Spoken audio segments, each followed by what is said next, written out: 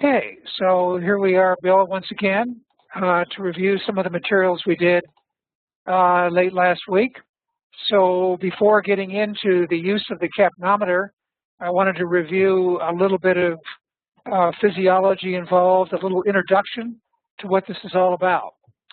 So I'm going to share this PowerPoint presentation, a very short one with you, and I'll send everyone out there a copy of it, a PDF copy of it, as well as a copy for you.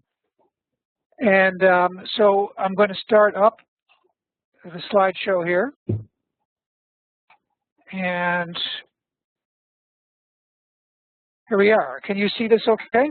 Sure can. Okay, excellent. This is who I am. This is where I am, the Graduate School of Breathing Sciences. And if anyone wants to contact me, this is my email right here, pl@breathingsciences.bp.edu. If you're interested in what we're doing, you can go to our website. We offer a master's degree in applied breathing sciences, and if you're interested in knowing something about that, you can go here. We also have courses on a regular basis. Any of the courses that we offer in our master's degree program, you can take as a separate course if you're ever interested. We've got about 28 different courses, and you can check that out. So let's just start with some very basic things. When we think of respiration, there are really three phases that come to mind. And here they are, what we call external respiration, internal respiration, and cellular respiration. Most people who do breathing work focus pretty much exclusively on external respiration. That is the breathing mechanics of gas exchange. That is, people focus on mouth breathing and nasal breathing. They may focus on chest breathing and diaphragmatic breathing, or fast breathing and slow breathing, and all those kinds of things. Those considerations have to do with what's called external respiration. And external respiration is generally regulated by brainstem reflex mechanisms based on three primary considerations, although there are many others. The three primary considerations by which external respiration is generally reflex controlled is oxygen, that is what we call partial pressure oxygen in the arterial system, partial pressure carbon dioxide that's in the arterial system, and the pH of the plasma.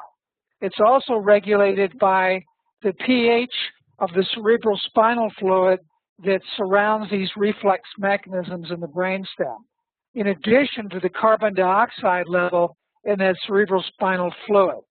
It's not sensitive to oxygen, only to pH and to carbon dioxide levels. That's different than the arterial system, where oxygen is also a part of it. So normally, external respiration is regulated by those reflexes, but the problem is that people learn breathing habits that get in the way of those reflex mechanisms. And if you don't address that, no matter what else you might be doing around breathing mechanics, really becomes mostly irrelevant. You've got to look at how external respiration and internal respiration are tied together. Internal respiration is really about moving the gases in the blood, once they're there, to the right place. For example, moving oxygen to the tissues, and then moving carbon dioxide back to the lungs. And as you'll see, what's important in internal respiration is that the carbon dioxide levels are allocated properly. You only exhale a part of, or we say excrete, part of the carbon dioxide that's generated in the body. A lot of it we retain, as you'll see, for regulating pH. So internal respiration is about the movement of the gases once they're in the system. That is carbon dioxide generated by the cells, the oxygen brought in by the external respiratory end of things. And you've got to address that, or you get into trouble, as you'll see. Then lastly, of course, there's cellular respiration. We obviously all understand that cells have to get oxygen, and oxygen is utilized by the cell, by the mitochondria, to create ATP molecules, and those molecules are used by the cells to create energy. So getting past that now, here's what internal respiration is about, and what your capnometer is all about. It's all about internal respiration. And here's the fundamental equation that any acid-base physiologist knows all about. Any pulmonary physiologist, any pulmonary physician, all of us know, backwards and forwards, this equation, which is basically regulated by breathing. And it says that pH in the extracellular fluids of the body, that is down here, blood plasma, interstitial fluid, that is the fluid between all the cells in the body, the lymph fluid and the cerebral spinal fluid. The pH of those fluids is regulated by these basic considerations. That is the concentration of bicarbonates, for example, in the plasma. Let's just talk about the plasma to make things simpler. So we're talking about bicarbonate concentration in the plasma, which is regulated by the kidneys. And that's divided by the partial pressure CO2 present in the plasma. So we have bicarbonates in the plasma divided by CO2 in the plasma. This equation is a little more complex than what is shown here, but in essence, this is exactly what it boils down to. So the bicarbonates that are regulated by the kidney are regulated over long periods of time.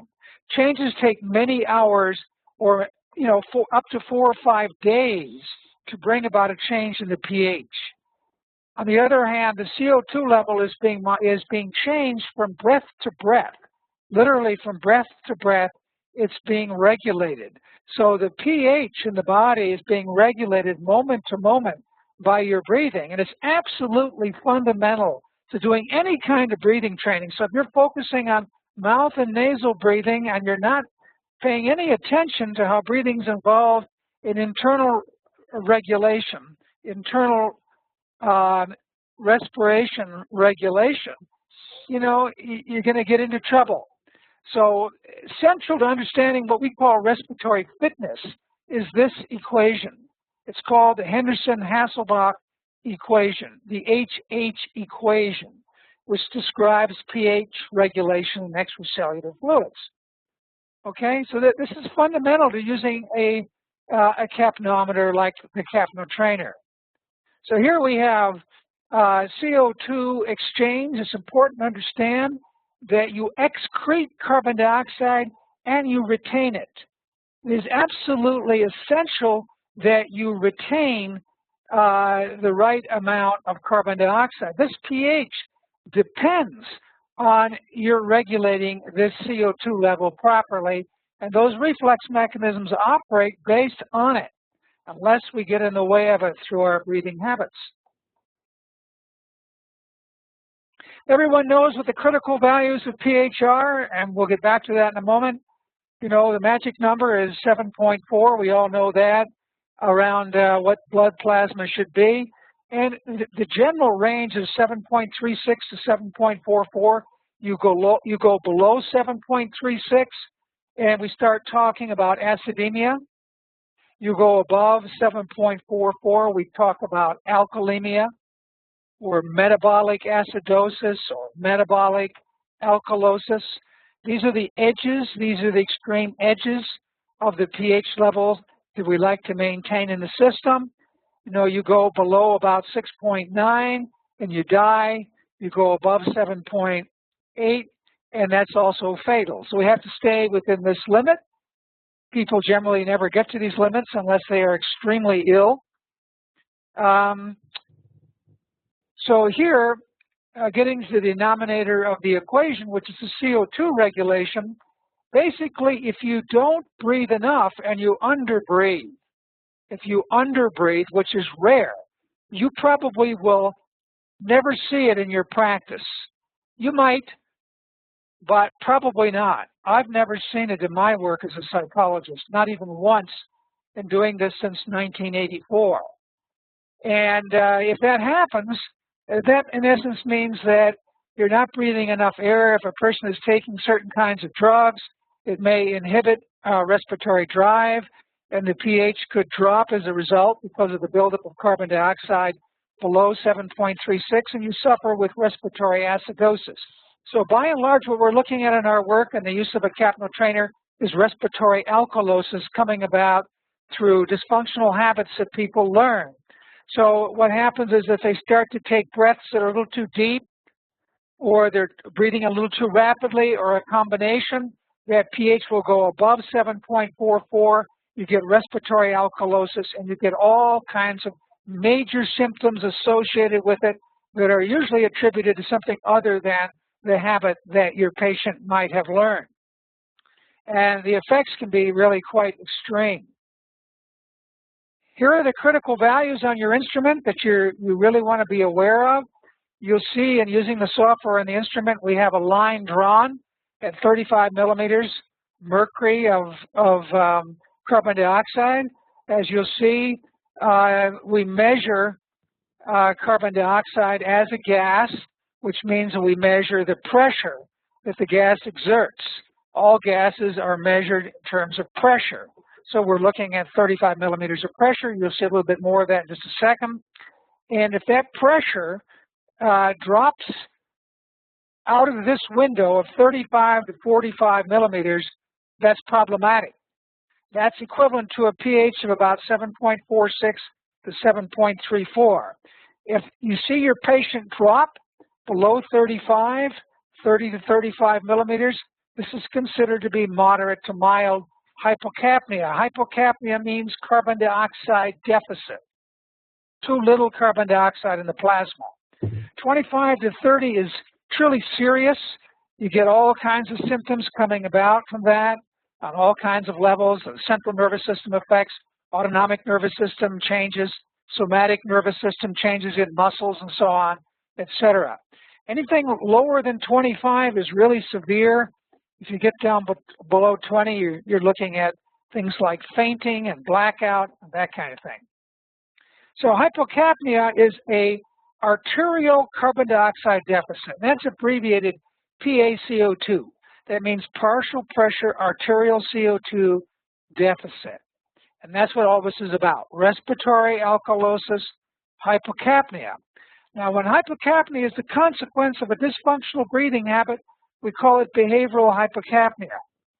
This is something that your patient has learned that's bringing on all kinds of symptoms, all kinds of deficits, as I say, are normally attributed to something else because the practitioner doesn't normally identify it, doesn't even know about this phenomenon, and certainly, the patient doesn't. However, you should be aware that just because the CO2 level is low, it doesn't mean that there's a dysfunctional breathing habit. There could be an organic condition that's responsible for it. For example, someone who has uncontrolled diabetes, where you're getting ketoacidosis, and what the breathing is good for in our lives is that we can regulate things like ketoacidosis by the way we breathe. The reflex will trigger faster breathing and deeper breathing. It'll ventilate more carbon dioxide and bring the pH up, the pH being down because of ketoacids, or in lactic acid, where it may be in chronic fatigue. You've got lactic acidosis going on, and the overventilation will essentially bring that CO2 down and bring the pH back up towards normal.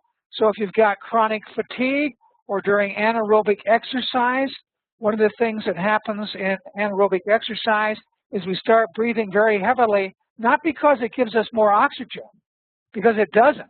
We're restricted by our heart.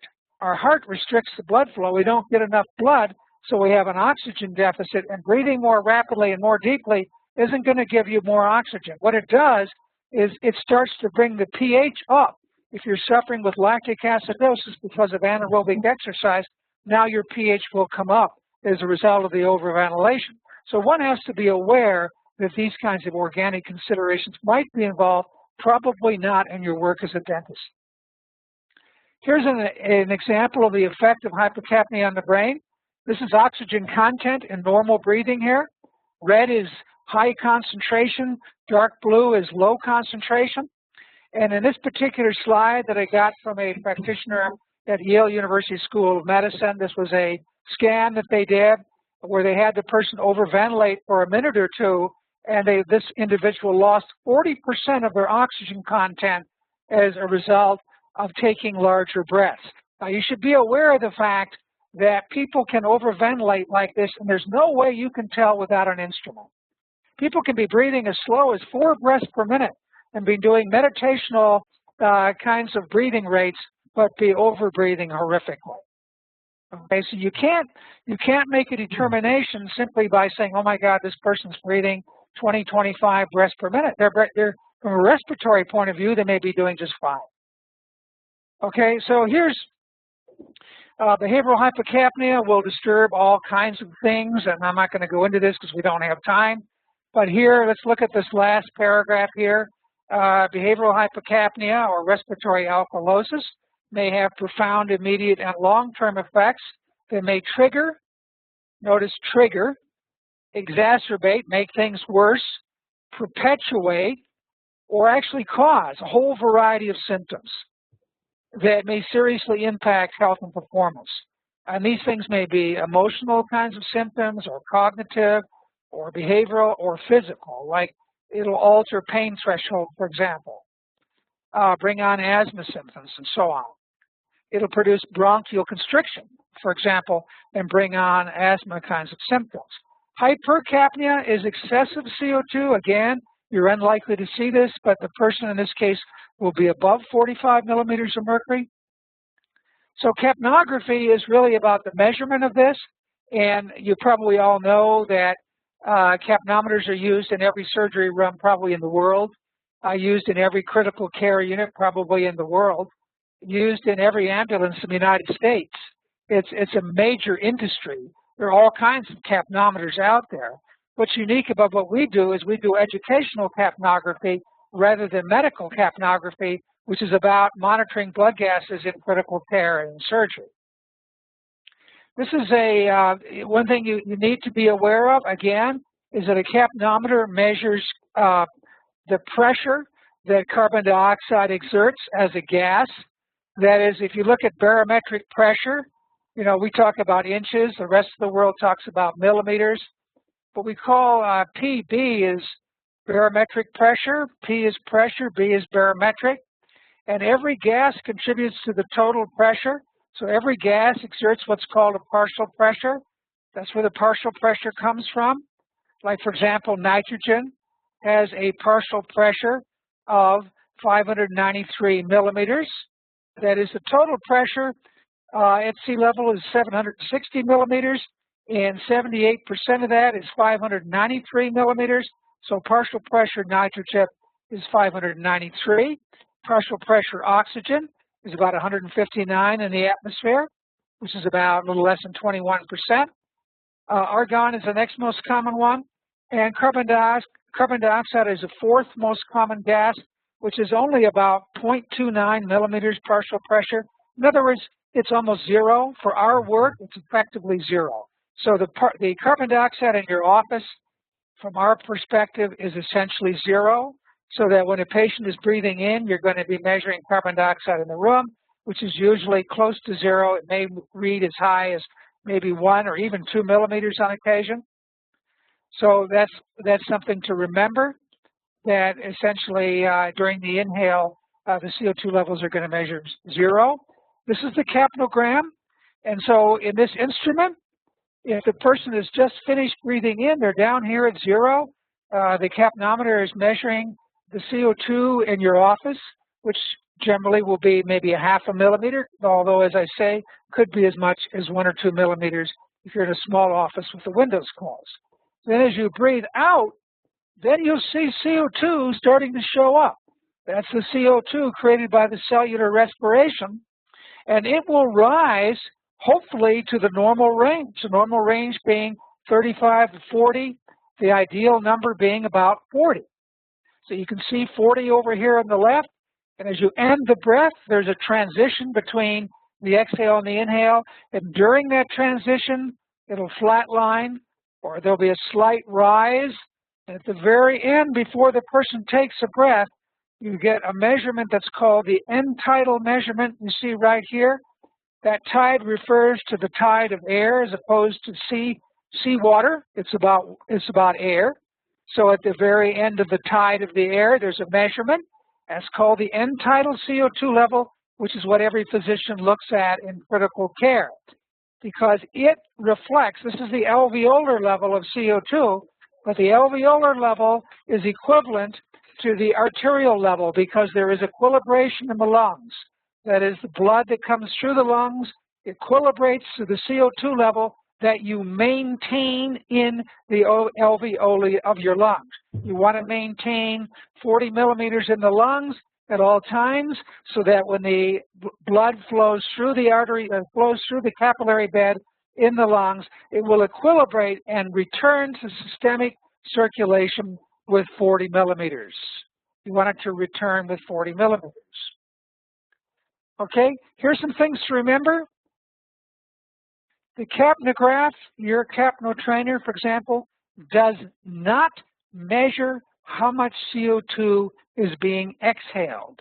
It measures how much CO2 is being retained in the alveoli, because it's what is retained in the alveoli that the arterial level will match.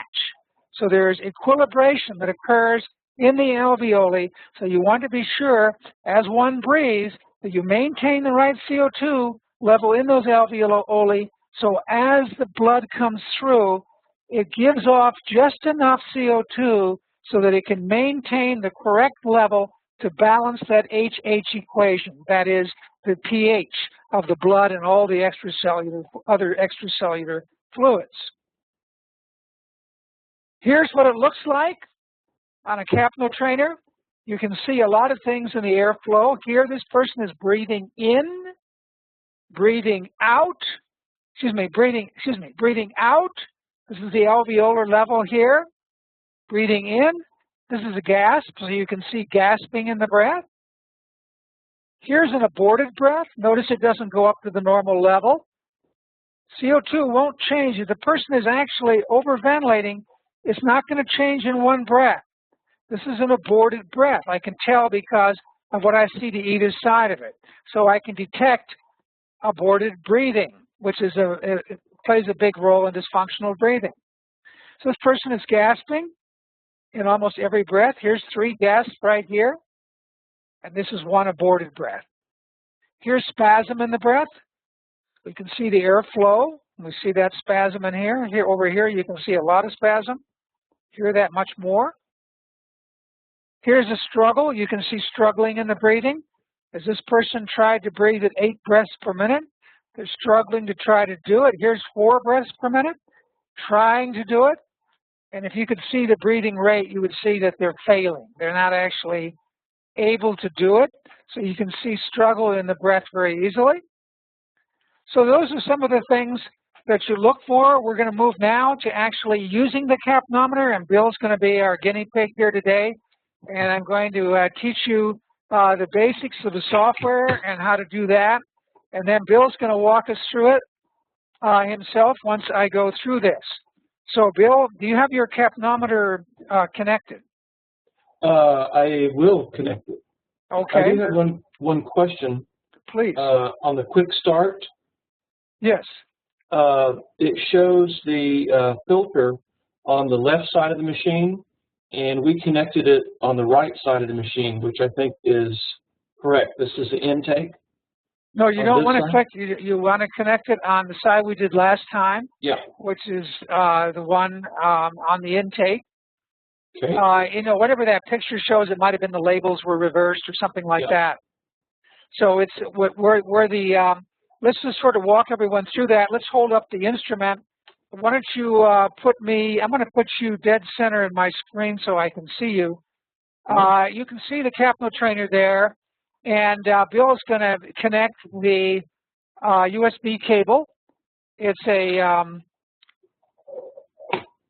cable that you can go and buy a shorter cable or a longer cable or whatever you want. We have, I think it's a 6-foot cable, and he's going to plug it in. You can plug it in upside down. If you plug it in upside down, the light won't be blinking. It'll be steady. If you want to turn the light towards us, Bill. I'm not sure we can, oh, there's the light. You can see at the very top blinking. It's blinking, so he has it in correctly. That means it's getting power.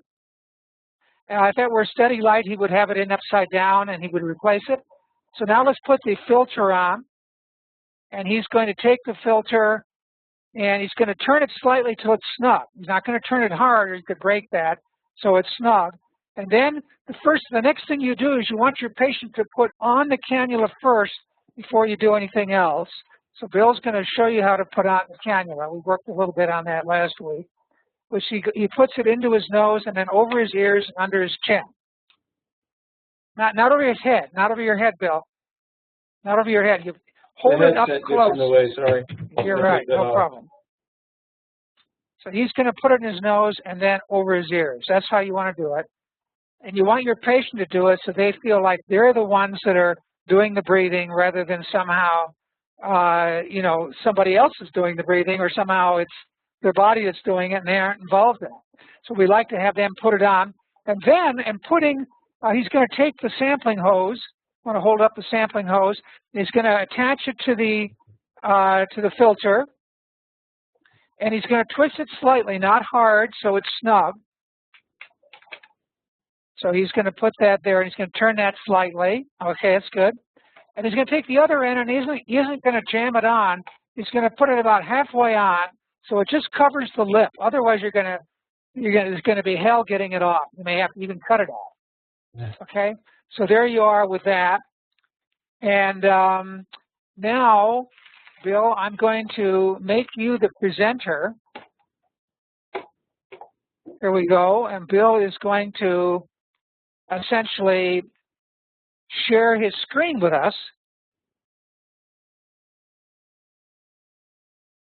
Bill is in Arkansas, and I'm here in New Mexico.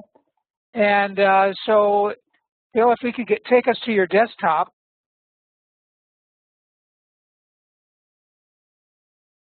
And engage the software. Okay, there's the software. And if you want to click on the Capno over there to your left, I'm going to ask. There we go. Sure. And if I could ask for control of the screen, if that's okay. So he's given me control. I'm now controlling his screen. And by the way, in the past 5 years, I've hardly seen a client myself in person. It's all been over the internet, and I've been seeing clients for these 5 years since I've really got involved in doing internet work. I've been seeing clients everywhere in the United States, not only that, but Australia, Europe, everywhere, by doing what we're going to be doing with Bill right now. So I'm going to click on where it says Run Session in just a moment. You notice it says Select Client, Run Session, Manage Data. Forget Select Client. That's an advanced feature that you don't need to worry about. You're going to be using Run Session and Manage Data and Exit. Remember, you can't exit up here in the right-hand corner where he's got that little red X. That won't get you out. You've got to click on Exit to get out. So I'm going to click on Run Session now. And we have two choices here, Advanced HRV, which is heart rate variability, which is only for people who are really trained in that. And you'll be using this, the Capno Learning 3.0.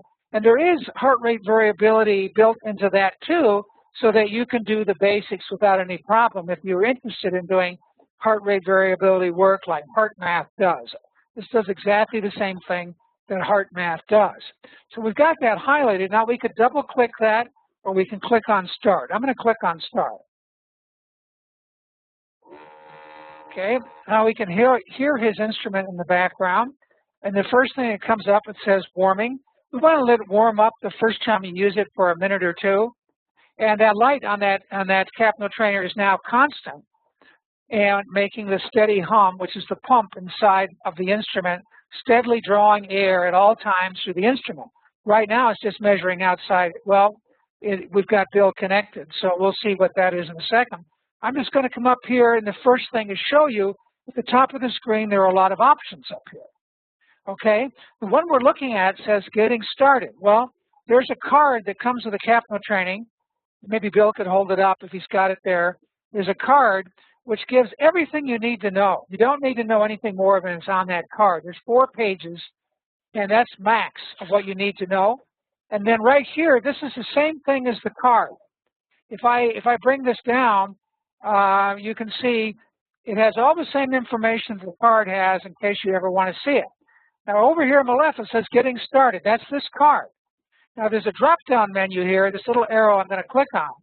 And then down below it says Capno Learning, which is a document for your clients. that they can use this to learn about what this is about. And so can you. So it's a useful document for you to take a look at. There's quite a bit of information here.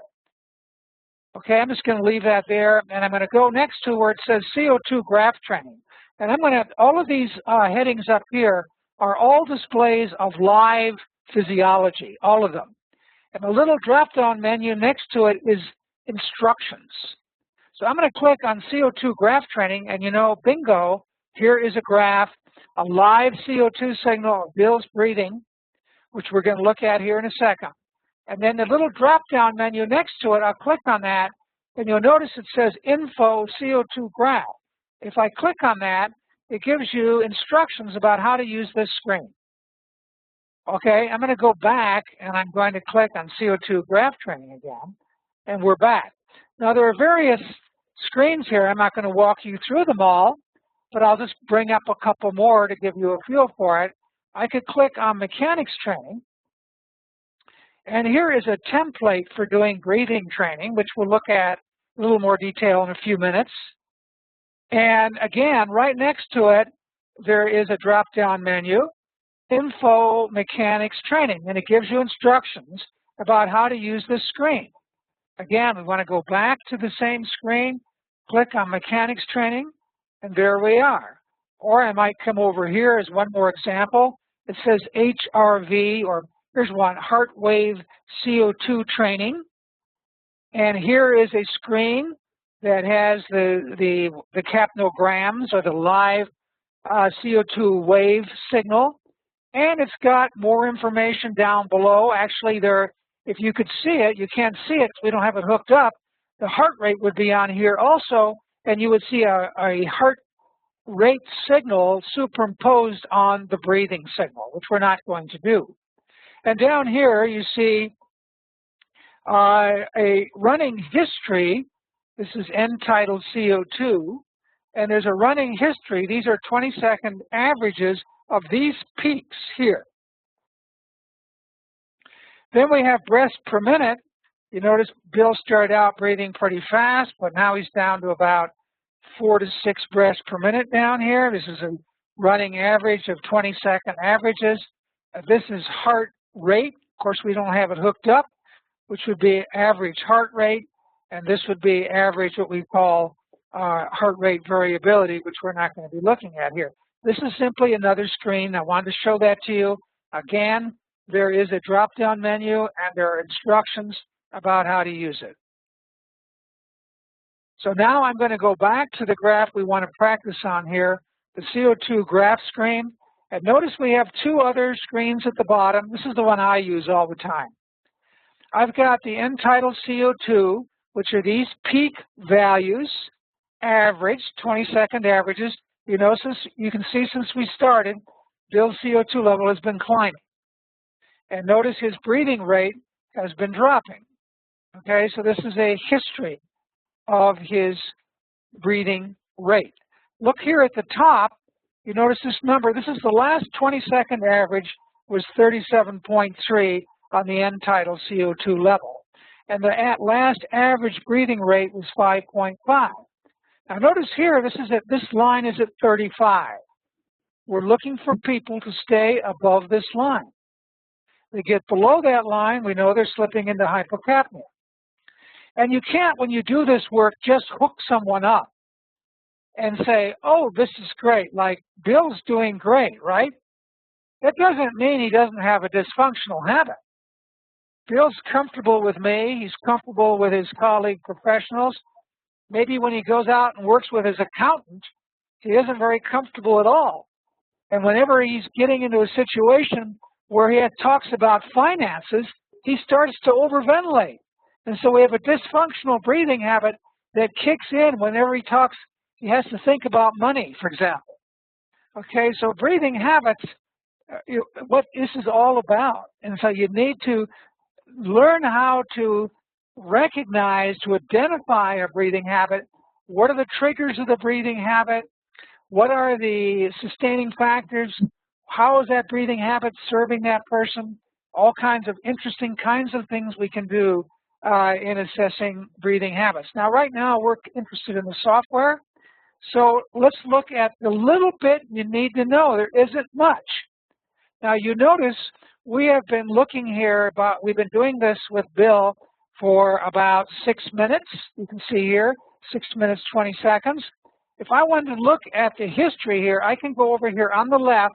We're interested in these two icons, the long arrow and the short arrow.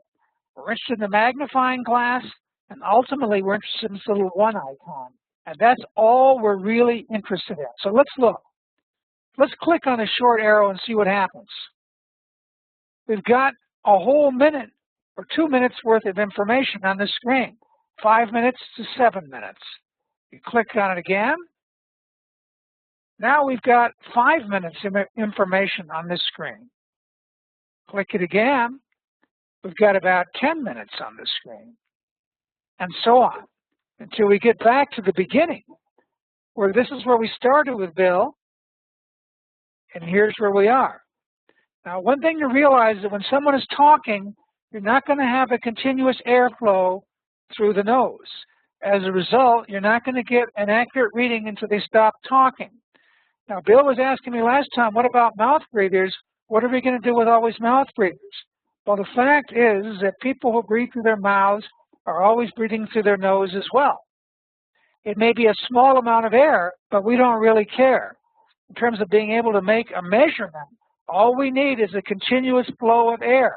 If you had a big river of water, the Mississippi, you don't have to go out into the middle of the Mississippi River to determine whether it's contaminated or not.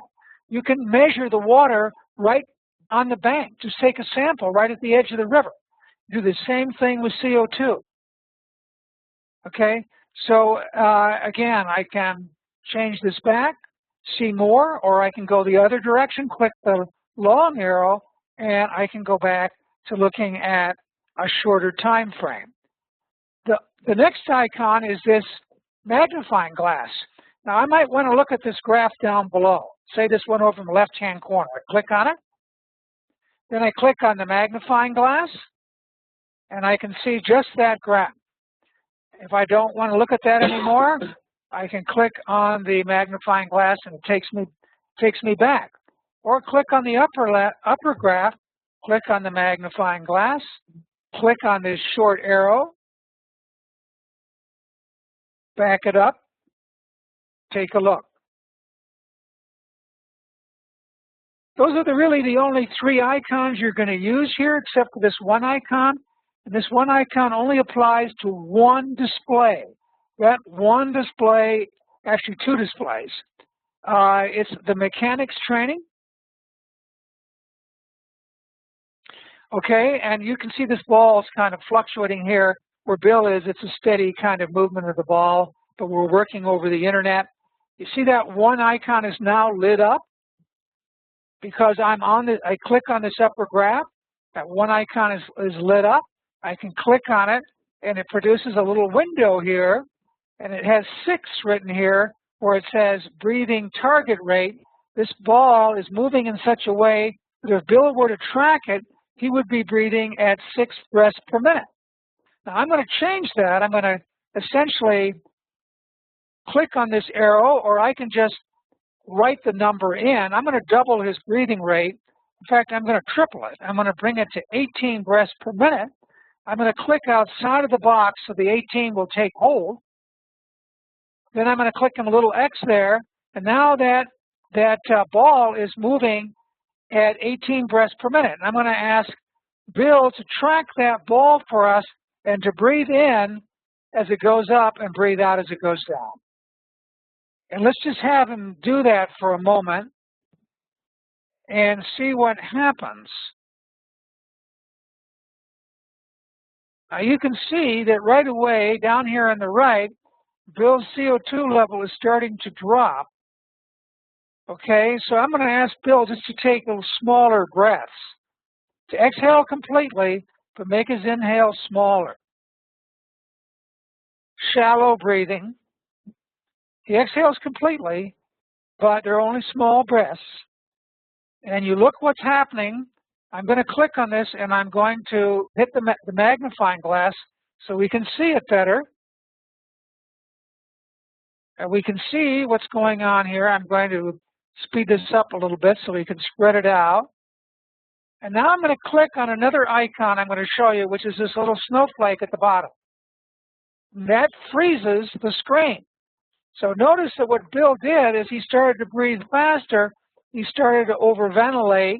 His CO2, his pH is starting to rise. You can think of the capnometer as a measurement of real-time pH, if you want, real-time plasma pH. Bill, I want to ask you, did you feel any kind of dizziness or anything like that when you were doing this? I felt pretty tired. Felt pretty tired. This is pretty quick coming down, but he brought it back up very nicely, and notice that it was the shallow breathing that has maintained the good respiration. So in breathing at this rate, 18 breaths per minute, you don't want people to take big breaths. You want them to be nice and small so that he can maintain, he can do good external breathing that's consistent with internal breathing so that he is serving the electrolyte balance in his system. Because when you throw off the pH, you throw off the distribution of calcium, potassium, sodium, bicarbonates, and you do it in a matter of seconds. You saw what happened to the brain when I showed you that picture and how we had a reduction of about 40% oxygen content in the brain, which obviously is going to disorient someone. It can trigger anxiety. It can do all kinds of things. So we don't want this. We want our patient to be up here. So in any event, I'm going to click on that icon again, click on the snowflake, and now it'll start moving again. And I'm going to click on this little long arrow again to make this a little bit faster. I'm going to click on the magnifying glass. It will take us back to here. Okay. Again, you're looking up here at the end tidal CO2. You're looking at breaths per minute up here. And you're looking at breath to breath down here on the right. Breath to breath changes in end tidal CO2. Every new number here is what the last breath was. Okay. Then there's a breathing challenge here, which does the same thing. And there's a protocol for doing some challenging to see how well the person breathes, breathing at different breathing rates. And there are instructions about how to do that here, right here, that you can read if you're interested in. Okay, the last thing that I'm going to be showing you here today is about data collection. Now you can data collect by clicking up here where it says record session, and you'll have 1 hour of data collection. Or you can click down here in this red dot, which is what controls the data collection. And I'm going to click on it. And now you notice everything was erased because we're data collecting now. Notice that the little snowflake down here that freezes the screen, right next to it there's another icon which clears the screen. So if you want to kind of clean up the screen, you can click on this icon here that clears the screen. However, if I'm data recording, it won't work. I'm going to click on this clear screen where it says reset screen. I put my mouse on it, it says reset screen. I'm going to click on it and it won't do anything because when I'm data collecting, we don't want to clear the screen. Then if this icon over here to the left is for exiting the program, you notice when I put my mouse on it, it says exit. If I click on it, nothing will happen because I'm data recording. It's a way of preventing me from making a mistake. So it's data collecting, and I have to take the extra step to terminate the data collecting, which is to click on this red dot again. Now the data is turned off, or it should be. Click on it again. Now it's off. And now I'm going to click on this horizontal arrow here to the left, and it wants me to enter either a new client or to find a new client, an old client. Here's a client, Bill, who we worked with previously. So it's another session with Bill. I check over here to make sure I'm collecting all the data I want. I click on Save to Database. It's now saved. You notice it's grayed out. I come up here, I click on the little X, and I'm out. Now I go to Manage Data. Here's the third session I've done with Bill. That's the one we're going to look at. I highlight it. I click View. It comes up. I've got various kinds of data reports I can create here. I'm just going to go with the one that came up automatically. If I wanted to control the upper screen, I click on it. I have the same two arrows over here to the left where I can spread the data out. Or if I have a lot of data, I can sequence through it down here at the bottom. It's like a tape record, like an old tape recorder. If you look at the bottom, you've got these arrows where you can go through the data in whatever way you want, to the end of the data, the beginning of the data. You can sequence through the data a minute at a time. Now, what I generally do with the data is I make an Excel report. So the only icons I generally use are these two here on the left, those arrows, and I may go through the data, find a part of the data that I'm particularly interested in, and then I will click here where it says Excel report. See, it says generate report. Click on it. Okay? Excel report, it says. I want basic statistics, say. I want, say, 10-second averages on the data. I want client information. I want a graph. I want the numerical data. I want event notes that I took. Because you can actually take notes with an event marker, which I didn't show you. It's the only other icon I ever use. It's a little green arrow where you can take some very short notes. And then I will click on Excel report.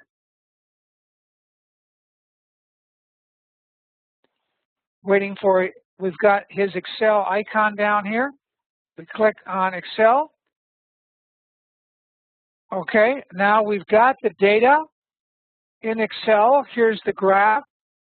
Here's the standard deviation, minimum, maximum, breaths per minute, end tidal values, like we have 36, 37, 36, 36, 36, 36, 37, 38 actually on that one. And so we've got all the data right here. We're obviously not going to save it here. And it takes us back to where we were. We exit the screen the same way down here with this arrow. And we're out. Now, what I've been doing with Bill is what we generally do with clients. We take capnometers and we send clients home with them, or I don't, because all of my clients over the years, the past 5 years, have been out in the field, where we send out a unit UPS where they then rent the instrument and they do homework with the instrument, because basically the learning is done by the client in the field, and then I work with them generally for a month where I do 6 sessions with them, and generally that resolves the problem. You may not have any interest in doing that, but generally this is how we work.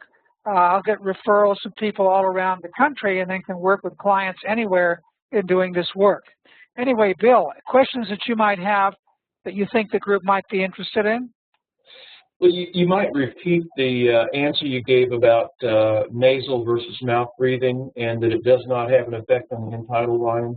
Okay, right. We went into that, Bill and I, last week, which I didn't really get into much here. But let me just mention to you that, you know, clearly there is a correlation, and I want to emphasize that, a correlation between mouth breathing and overbreathing and poor internal respiration. Because this instrument is about detecting compromised respiration, as well as detecting dysfunctional kinds of behaviors like aborting breaths, holding breaths, and so on. But there is a correlation between essentially compromised respiration and mouth breathing. This is not a cause and effect relationship, because usually the cause variable is like this. This is just an example. I'm worried I can't get enough air. If I'm a person who runs around based on some previous experience I had, maybe I had asthma as a child, and I learned I worry about air a lot, chances are I'm going to take over the breathing and not allow the basic reflexes to work. So whenever I find myself in a stressful or conflicted situation, I start reaching for air, and I take over and I use the accessory muscles in the upper part of the body, like scalenes and trapezius muscles and so on. And I use that because I feel like I'm in control. I've taken the control away from the reflex mechanisms, and the result may be overventilation and compromised respiration. And it may be that I breathe through my mouth because it's easier for me to breathe through my mouth, and I feel in more control. I'm afraid of the resistance in my nose that bothers me, so I move to my mouth, and I feel best. So I'm over-breathing and I'm mouth-breathing leading to all kinds of other problems that we know about, like orthodontic problems and things like that. So they're correlated, but it's not a cause and effect kind of a relationship. You can breathe through your mouth and have excellent respiration. Not to say that that mouth breathing isn't going to produce all kinds of other negative kinds of consequences. So that's a very important thing to recognize in doing this work. Is that helpful, Bill? It's great. Great. Very good overview. I'm really looking forward to seeing how we use this over a period of sessions and coaching patients and stuff, which I assume we'll cover with Dr. Flutter's course, too. I'm not sure what all John is covering, but you might notice that John is actually in our master's degree program. He's going through that program with us. If anyone is interested, we do have videos of workshops that we've done on assessment and that kind of thing. We also have ongoing workshops that are basically two-day workshops that are in our graduate program, and you can take any of those programs should you have any interest. Anyway, I guess do you have any other questions, or is that about it? That's it. Thank you so much. Appreciate it very much. Well, you're very welcome, and I know we're going to continue our connection. Thanks a lot, Bill. So I'm going to stop the recording now.